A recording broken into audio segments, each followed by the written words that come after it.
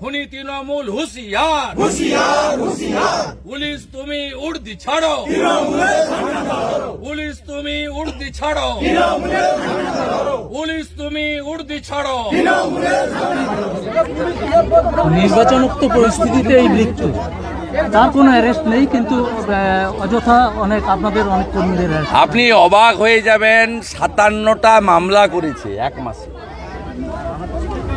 Polling এজেন্টদের ঘর ছাড়া করেছে, 16 জন IPS কে পাঠিয়েছিল মমতা ব্যানার্জি, তারপরেও 8,000 ভোটে নন্দীগ্রামে হেরেছে। পুলিশি অত্যাচার না হলে 20,000 ভোটে হারত। এই ঘটনার কি সিবিআই তদন্তের কথা বলেছিলেন? এই ঘটনার সিবিআই তদন্ত না, তার বাড়ির লোক কালকে সার্টিফিকেট কপি তুলবো, তো কোর্ট খুলবে, কোর্টে যাবো, তো কোর্টে তো যাবো। একটা শিডিউল কাস্ট 56 বছরের মহিলা, তাকে এইভাবে খুন করা যায় না।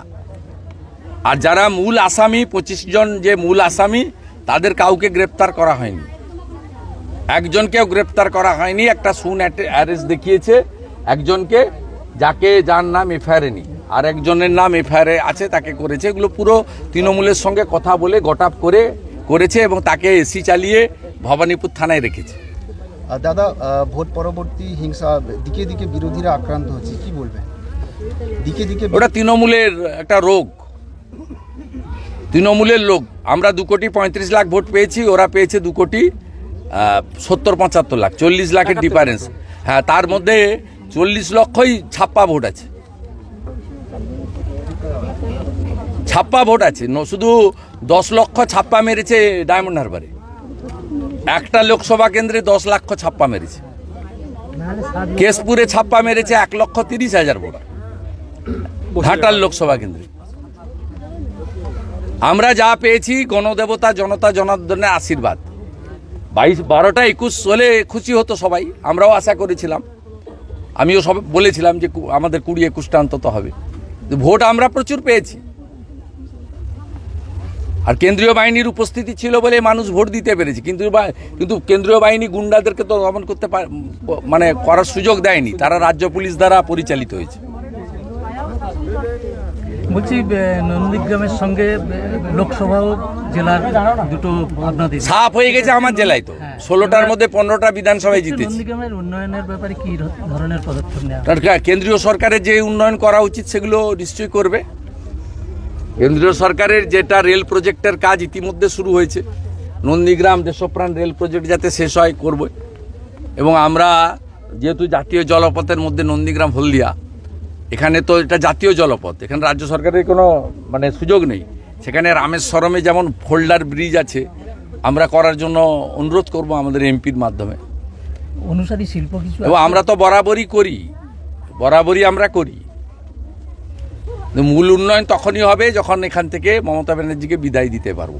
আমরা 90টা বিধানসভাতে এগিয়ে আছি রাজ্যে, 146টা বিধানসভাতে 40% ভোট পেয়েছি। আমাদের আর 2% ভোট বাড়ালে 146টা বিধানসভা আমরা জিতে যাব।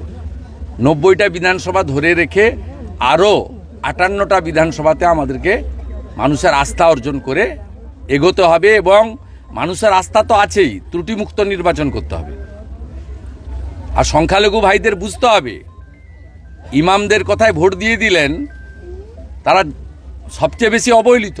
শিক্ষিত সংখ্যালঘুরা চাকরি পায়নি, পরিযায়ী শ্রমিক হিসেবে বাইরের রাজ্যে গেছে। এই মামলাগুলোতে দেখবেন অধিকাংশ সংখ্যালঘুরা যুক্ত। এদের তৃণমূলের দ্বারা তৃণমূলের ব্যবহার করছে গুন্ডামির কাজে। 11 জন সংখ্যালঘু নেতা নন্দীগ্রামের দেবব্রত মাইতি মার্ডার কেসে এলাকার বাইরে আছে, তাদের খোঁজও নেয় না মমতা ব্যানার্জি বা তার ভাইপো।